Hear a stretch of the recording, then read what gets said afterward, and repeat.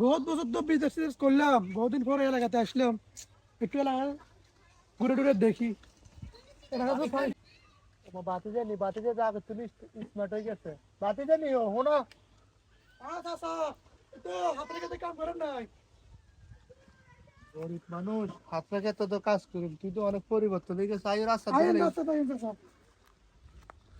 বাতি যে তুই অনেক স্মার্ট হয়ে গেছ শুনছি অনেকটার মালিক হয়ে গেছো তুই অবশ্য কামাইছো দেখছি নি কাকা দেশে কাম করতে করতে কাকা চুল দিতে উঠে গেছে বুঝলি কাকারই কোনো একটা ব্যবস্থা করতে পারবে নি আচ্ছা আচ্ছা, অন্য কি বয়স হয়েছে না?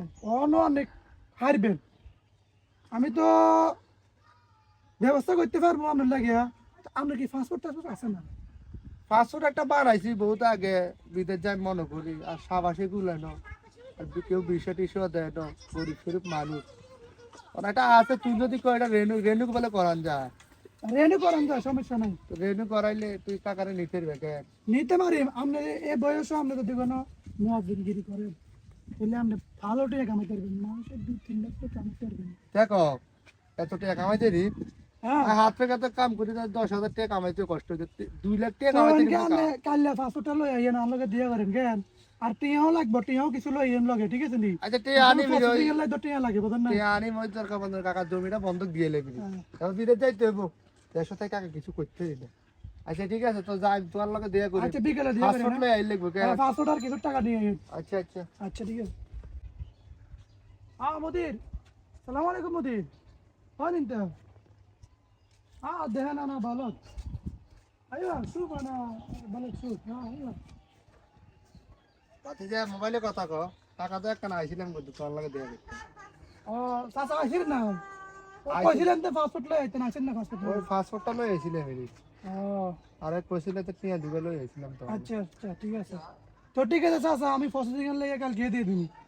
অল্প দিনের মধ্যে আপনি যাইতে পারবেন বিদেশে। গরিব শরীফ মানুষ বুঝলি বহুত কষ্টে টিয়াটা লই আইছে আর হাসপাতাল করছি টাকা দিল কত চাইও আচ্ছা ঠিক আছে চাচা, সমস্যা নাই। আচ্ছা আপনার লাগে আমি ভালো একটা চাকরি খুঁজবো, ঠিক আছে? আচ্ছা ঠিক যেহেতু আছে আপনি বয়স্ক মানুষ, সমস্যা নাই, ঠিক আছে নি? তো আপনি টেনশন করিয়েন না, যান। আচ্ছা ঠিক আছে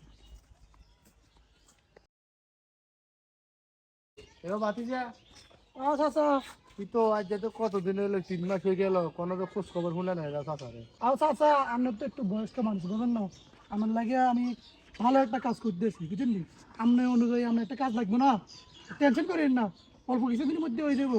আপনি আমার নিজের মানুষ, বুঝলেন না? ধারে ধারে একটু দেরি করি, আপনি আমার নিজের মানুষ।